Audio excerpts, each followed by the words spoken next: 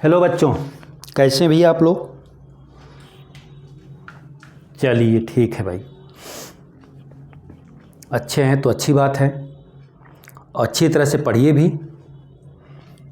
देखें आप, इसके पहले बेटा मैंने आप लोगों को पढ़ाया था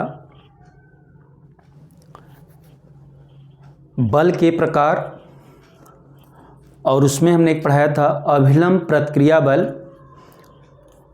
जो मुक्त आरेख, और उससे संबंधित कुछ प्रश्न हमने कराया था आपको। अब देखिए, यहाँ पढ़ना तो है बल का आवेग, लेकिन उससे पहले एक चीज़ पढ़ना है, संवेग। तो संवेग होता क्या चीज़ है। आपने पढ़ा है कि जब कोई वस्तु गति करती है, किसी भी गतिशील वस्तु के वेग, भाई आप लिख सकते हैं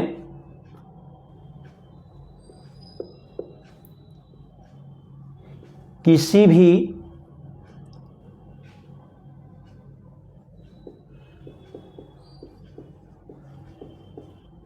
गतिशील वस्तु के वेग और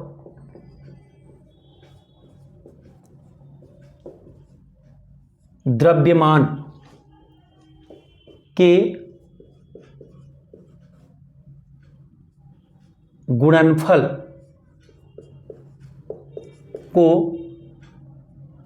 वेग और द्रव्यमान के गुणनफल को उस वस्तु का गुणनफल को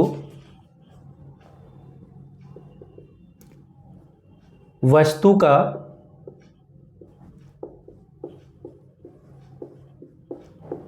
संवेग कहते हैं।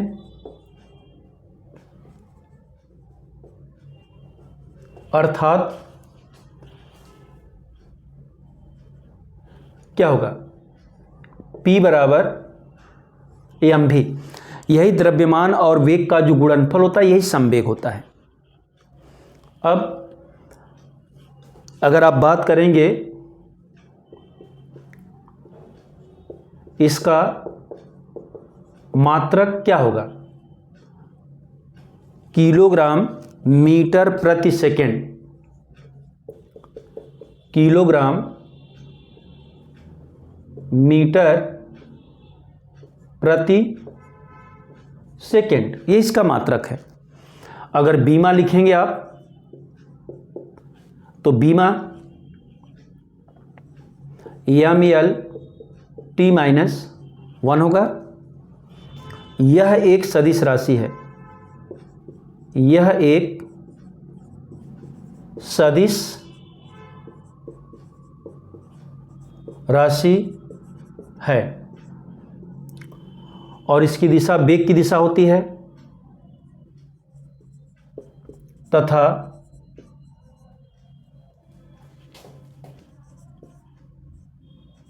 इसकी दिशा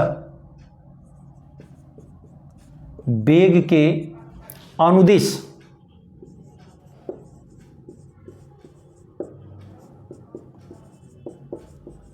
होती है। तो देखिए, ये संवेग आपका है।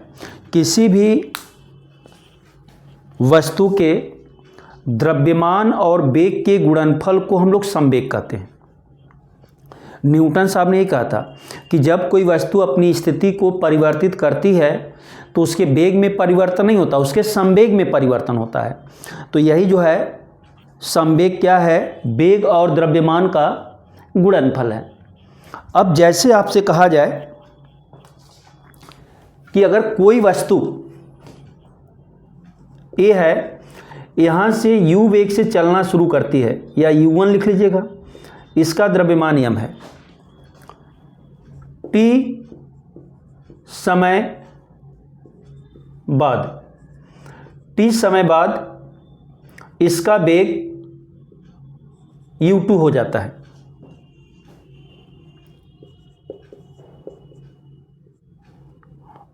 मान लीजिए आपका है द्रव्यमान m ही है, तो अब इसका प्रारंभिक संवेग क्या होगा?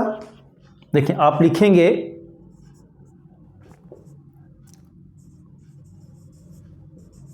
प्रारंभिक संवेग P1 लिख सकते हैं, PI लिख सकते हैं, ये mu1 होगा। और अंतिम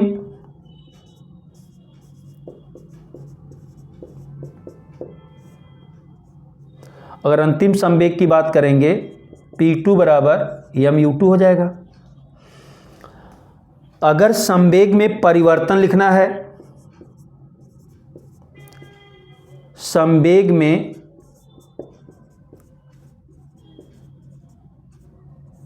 परिवर्तन डेल्टा P से लिखते हैं और हमेशा अंतिम माइनस प्रारंभिक लिखते हैं।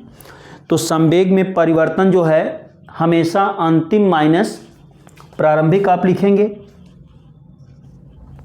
अब देखें, अगर आप इसको लिखते हैं mu2 माइनस mu1, ये हमारा हो गया संवेग में परिवर्तन। अब देखिए हम यहाँ आपको बता रहे हैं जो न्यूटन साहब का नियम था F equal to delta P upon delta T, या जो भी लिख लीजिएगा। अगर यहाँ समय डेल्टा T बाद ये वेग हो रहा है, देखें डेल्टा T समय बाद वेग अगर m हो रहा है तो यही आप भाग दे दीजिएगा। तो यह बराबर क्या हो जाएगा, ये हम कॉमन ले लीजिएगा u2 minus u1 upon delta T, या यह बराबर होगा m, इसको डेल्टा u लिख सकते हैं आप, या डेल्टा भी जो भी रहेगा अपॉन डेल्टा T। अब यह वेग में परिवर्तन है बटे समय, इसको आप क्या लिखते हैं, त्वरण। तो यह बराबर m में भैया यहाँ ब्रैकेट में लिखना है तो लिख लीजिएगा delta u upon delta T जो है आपका त्वरण है, delta u upon delta T जो आपका है त्वरण है। तो ये जो है संवेग में परिवर्तन, अब दर लिखते हैं तो यही वैल्यू dP अपॉन dt भी हम लोग लिखते हैं। तो यहाँ पर आप याद रखेंगे बेटा यही संवेग होता है। अब बाकी संवेग से रिलेटेड जो भी चीज़ें हैं वो आपको आगे पढ़ाई जाएंगी कि संवेग में कैसे परिवर्तन होता है। थोड़ा बहुत यहाँ पर हमको ज़रूरत थी इसलिए हमने आपको संवेग बता दिया। अब देखिए हम चलते हैं, जो दूसरी चीज़ हमको पढ़नी है वो है, देखिए लोग बोलते हैं उसको आवेग या बल का आवेग।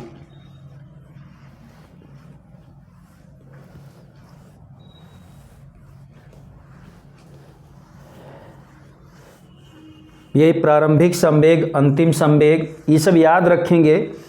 अभी संवेग संरक्षण का नियम आएगा, वो सब जब चीज़ें आएंगी तो इसका यूज होगा। यहाँ थोड़ा सा यूज था इसलिए हमने आपको बता दिया। अब जैसे देखें, आपको कहा जाए आवेग या बल का आवेग, दोनों नाम से जानते हैं हम लोग। जैसे आप लिख सकते हैं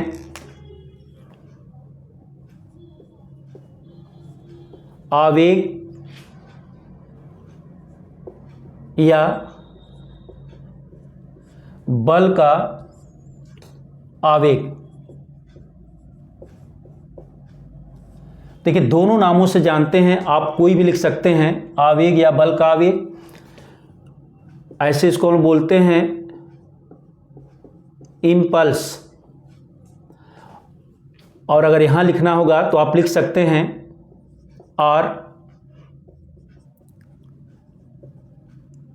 इम्पल्सिव फोर्स।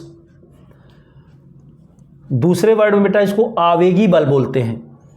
तो आवेग या बल का आवेग या इम्पल्स अंग्रेजी में बोलते हैं, या आप इसको लिख सकते हैं इम्पल्सिव फोर्स।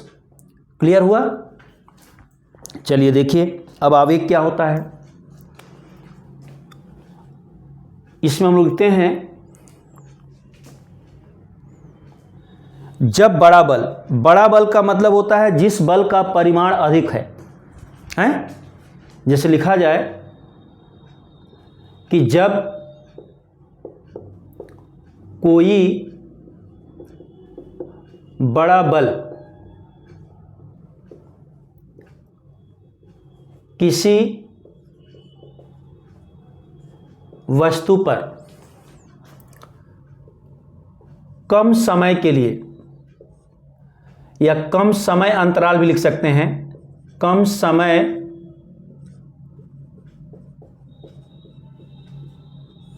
अंतराल के लिए कार्य करता है,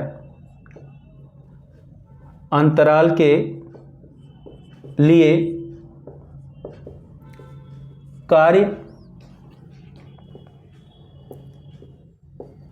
करता है, तो उसे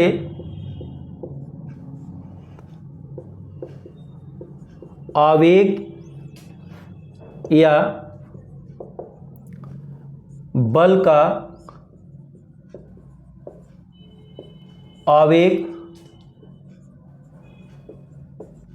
कहते हैं। देखो बेटा, ये कह रहे हैं कि जब कोई बल किसी भी वस्तु पर, किसी भी निकाय पर बहुत कम समय के लिए कार्य करता है, तो उसी को हम लोग आवेग या बल का आवेग कहते हैं। जैसे आप देखते हैं कि एक फुटबॉल का खिलाड़ी जो है, जब अपने पैर से बॉल को मारता है, तो बॉल और पैर के बीच में जो संपर्क होता है वो बहुत कम समय के लिए होता है। तो एक तरह से हम दूसरे शब्दों में कह सकते हैं कि वहाँ पर खिलाड़ी बल नहीं लगाता है, आवेग लगाता है। क्या लगाता है? आवेग लगाता है। या आप कह लीजिए कोई बैट्समैन जो है बॉल को जब हिट करता है, तो बॉल और बैट के बीच में जो कांटेक्ट समय होता है, जो संपर्क समय होता है, वो क्या होता है आपका? बहुत कम होता है। और बहुत कम समय होता है, तो इसीलिए उसको वहाँ पर आवेग कहा जाता है। जैसे आप किसी को देखते हैं, बच्चों को लोग थप्पड़ मारते हैं, तो हाथ और बच्चे के चेहरे का, चाहे पीठ का या किसी भी भाग का संपर्क समय क्या होता है? बहुत कम होता है। इसलिए वहाँ पर हम बल नहीं, आवेग लगाते हैं। जहाँ भी समय कम हो और बल बड़ा हो, मतलब ताकत के साथ अगर किसी को मारते हैं आप, तभी आवेग होगा।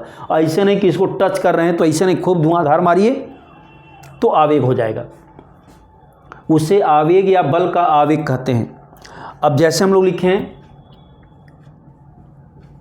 इसका परिमाण,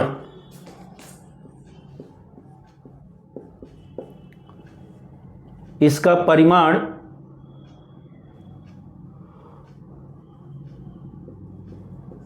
बल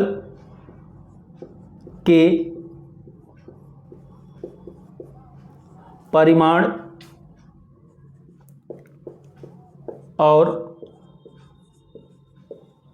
न्यूनतम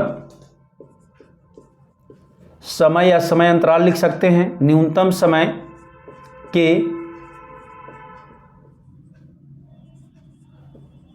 गुणनफल के बराबर होता है।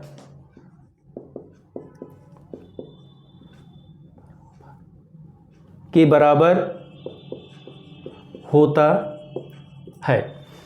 ये देखें, आप ये भी लिख सकते हैं, इसे I से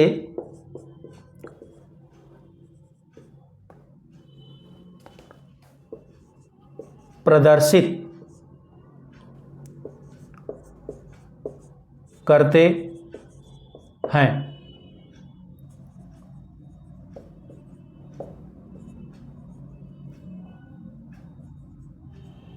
अर्थात I बराबर क्या होगा? F इंटू डेल्टा टी या F इंटू डी टी, जो भी लिखना है लिख सकते हैं आप। ये है आपका, यही आवेग है। I बराबर F इंटू डी टी। अब लिखा जाए अगर इसका मात्रक, अब इसका मात्रक क्या होता है? देखिए, इसका न्यूटन होगा, इसका सेकेंड होगा, तो आप लिख सकते हैं इसका मात्रक न्यूटन सेकेंड होता है। बीमा की बात करेंगे बीमा क्या हो जाएगा? देखिए बल की बीमा होती है MEL-T-2 और जब एक टी से और गुणा कर देंगे आप तो MEL-T-1 हो जाएगा।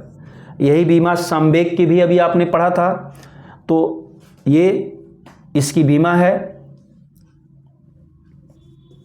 तथा यह एक सदिश राशि है।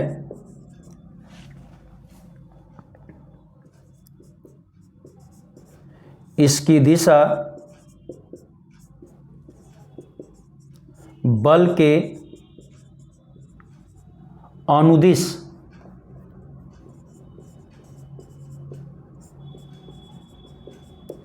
होती है, मतलब इसकी दिशा बल की तरफ होती है।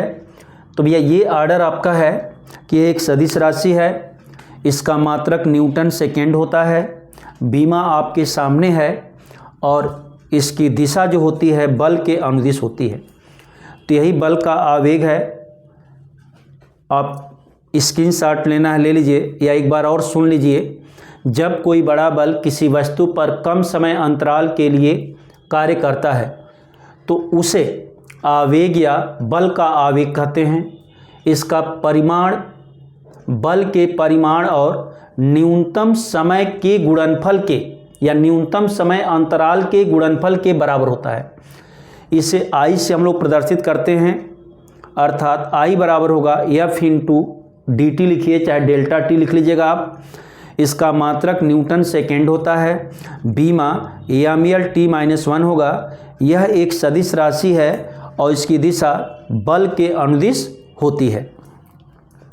अब यहीं पर आप देख ले बेटा, एक चीज़ और मैं बता दूं आपको। जैसे यहाँ लिखा जाए पहला कि I का मान धनात्मक है या ऋणात्मक है। जैसे कहा जाए I बराबर धनात्मक,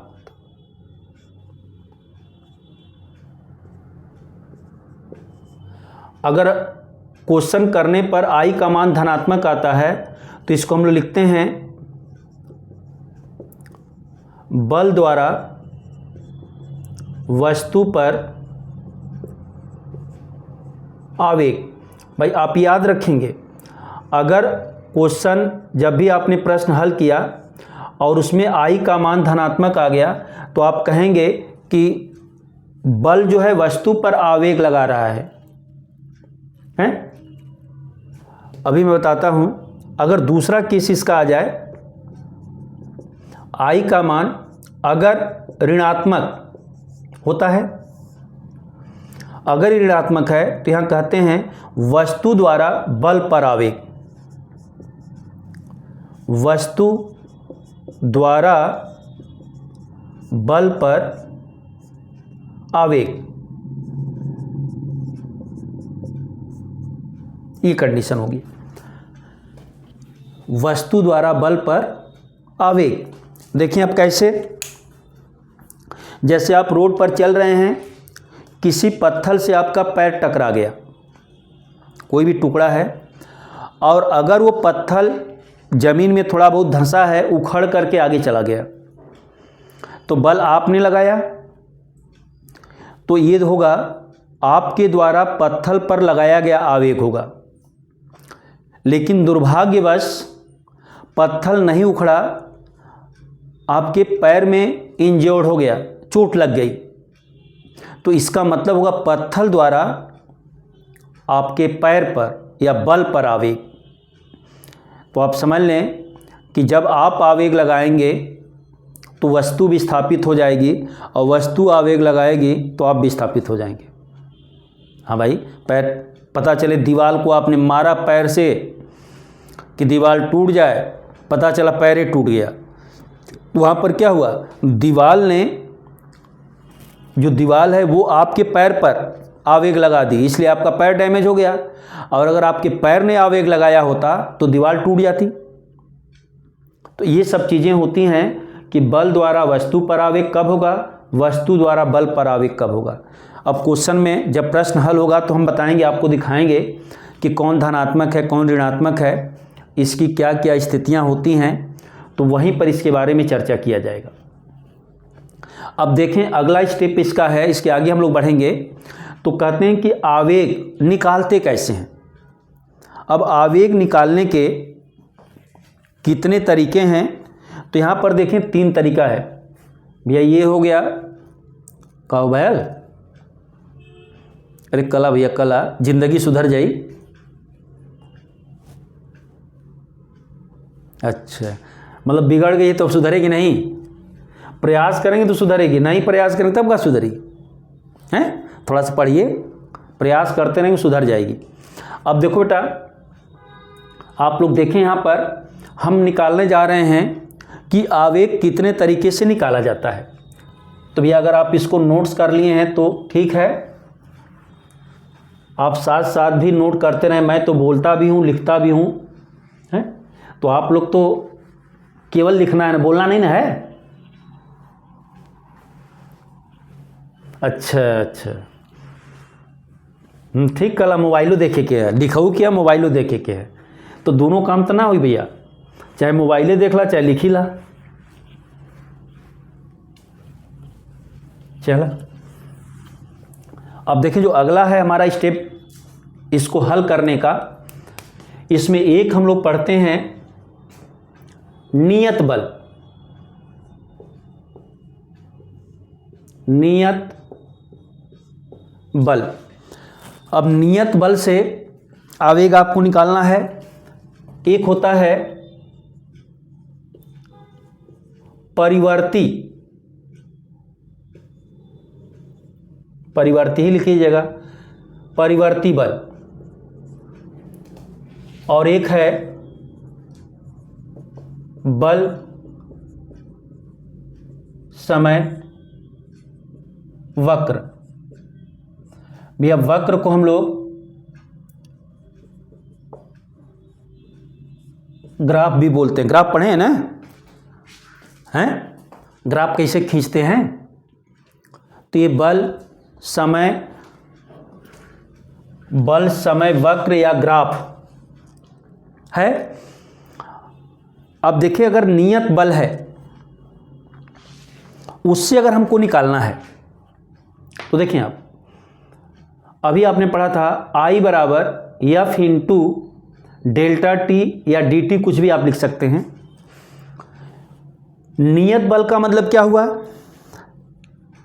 कि बल का परिमाण आपको दिया जाएगा, 10 न्यूटन, 20 न्यूटन, 50 न्यूटन, जो भी एफ का मान दिया गया है, 20 न्यूटन है, 50 न्यूटन, कुछ भी दे दिया गया है, ये बदलेगा नहीं। जो भी 10, 5, 15, 20, 50 जो भी दिया जाएगा वो कांस्टेंट रहेगा। ये बल का परिमाण है जो नियत है।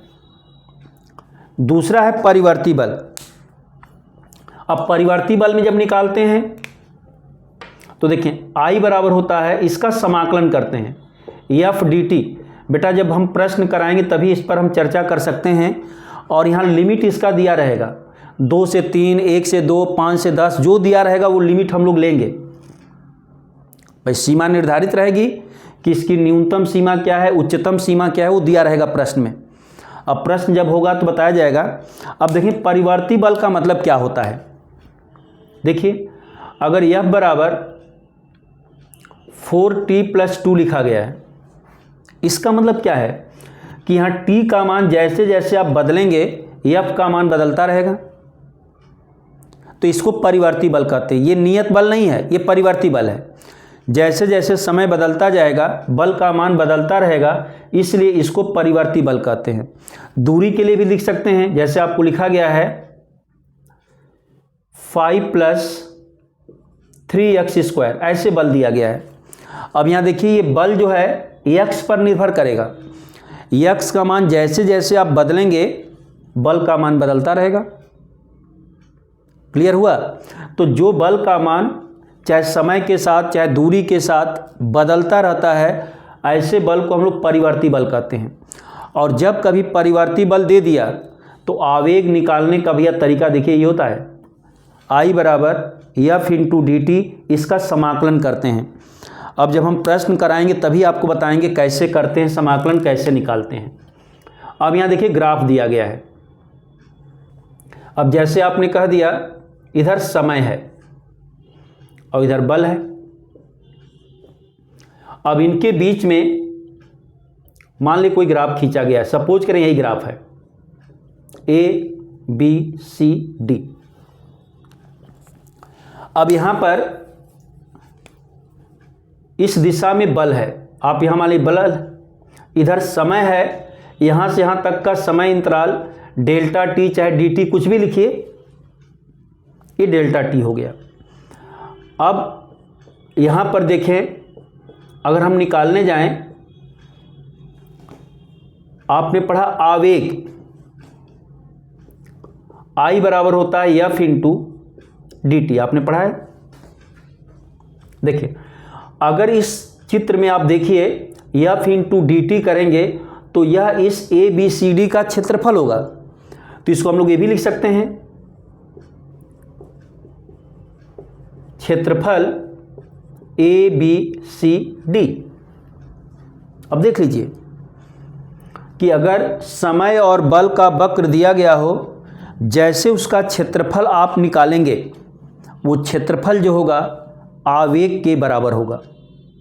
क्लियर? क्यों बेटा, बोलो भैया, कहीं दिक्कत हो तो बता दीजिए। क्लियर हुआ? क्षेत्रफल, जैसे आप क्षेत्रफल निकालेंगे वह क्षेत्रफल जो होता है किसके बराबर होता है? आवेग के बराबर होता है।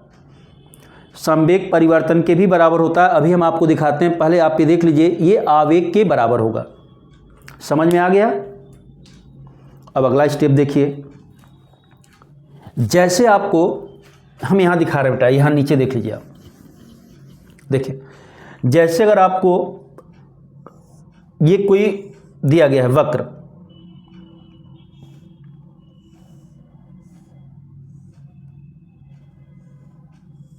ये है, इधर समय है और इधर आपका बल है, और इसमें देखिए तीन आकृतियां दी गई हैं। जब भी आपको दिया जाएगा त्रिभुज रहेगा, वर्ग या आयत रहेगा, समलंब रहेगा, यही सब बनेगा। अब समलंब का क्षेत्रफल निकालने अगर आपको आता है तो ठीक है, नहीं तो ऐसे समलंब को हम लोग क्या करेंगे, दो भागों में बांट देंगे तो एक त्रिभुज बन जाएगा और एक आयत या वर्ग बन जाएगा। अब देखिए यहाँ अगर आवेग आपको निकालना है तो आवेग कैसे निकालते हैं? देखें, आपने कहा आवेग बराबर क्षेत्रफल होता है, जो भी वक्र होगा उसका क्षेत्रफल होगा। तो यहाँ से जब आवेग हम निकालेंगे तो I बराबर क्या होगा? देखें I बराबर, अगर इस क्षेत्रफल को निकालेंगे तो इसके लिए बल धनात्मक है, तो आप लिखेंगे क्षेत्रफल 1। अब 1 में अगर ये आयत है, वर्ग है, वो तो दिया रहेगा, मान जब दिया रहेगा तो आपको पता चल जाएगा। अब इसका क्षेत्रफल आप निकालेंगे 1, लेकिन देखिए जब नीचे आएंगे तो यहाँ से नीचे आने पर बल का मान ऋणात्मक होगा। बल जब ऋणात्मक हो जाएगा तो इस क्षेत्रफल को हम ऋणात्मक लेंगे, माइनस क्षेत्रफल 2 प्लस, अब देखें फिर ये धनात्मक हो जाएगा, प्लस क्षेत्रफल 3। अगर और भी क्षेत्रफल इसमें दिए गए हों, क्वेश्चन में कहीं आपको और भी क्षेत्रफल अगर दिए गए हों तो उनको हम लोग इसी तरह से धनात्मक ऋणात्मक लेते रहते हैं। अब इस पर आधारित जब प्रश्न होगा तब आपको और सारी चीज़ें क्लियर हो जाएंगी। इसलिए मैं चाहूँगा कि आप लोग इसको ईमानदारी से, मेहनत से, लगन से, एक बार के बजाय 2 बार वीडियो देखिए, पढ़िए, नोट्स बना लीजिए, और अगले वीडियो में हम इस पर प्रश्न करना शुरू करेंगे। तो जब प्रश्न शुरू होगा तब आपको पता चल जाएगा कि कैसे कैसे क्वेश्चन आते हैं और उन क्वेश्चन को, उन प्रश्नों को हम लोग कैसे जवाब देंगे, कि नियत बल है तो क्या करेंगे, परिवर्ती बल है तो क्या करेंगे, बल और समय का वक्र है तो क्या करेंगे। इसी के साथ धन्यवाद आपको। नेक्स्ट वीडियो में पुनः मुलाकात होगी।